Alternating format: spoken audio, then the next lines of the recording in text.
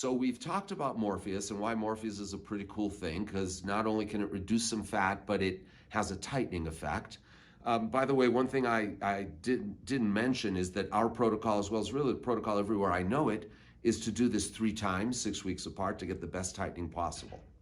But now let's say you're looking at a face where there's really more than a little bit of fat in the jowls and more than a little bit of fat around, under the jawline, under the neck area.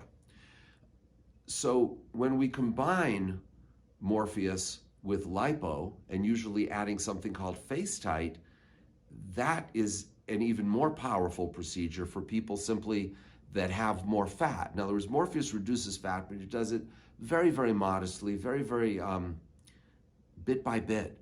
And if you want to get a more solid result, especially if you have a significant amount of fat, and again, it's about a specialist helping you understand what we call significant, what we call a little, and that's what we're good at, because we have so much experience with this technology. It's giving you the advice, do you need the bigger procedure, which again isn't a big procedure at all. So, and it's actually an easier procedure to undergo. So if you're doing Morpheus combined with lipo and combined with face tight, it all works together very well because the injection for the lipo numbs you for the Morpheus.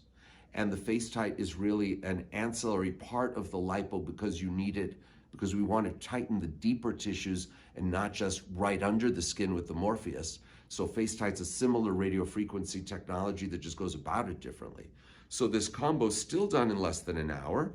The only thing in the recovery is that you're more likely to have a little bit of bruising, although I honestly am amazed how so frequently this area bruises so minimally, but we can't guarantee it. And activity-wise, you're back to activities quickly. So that's the Morpheus leading into the trifecta.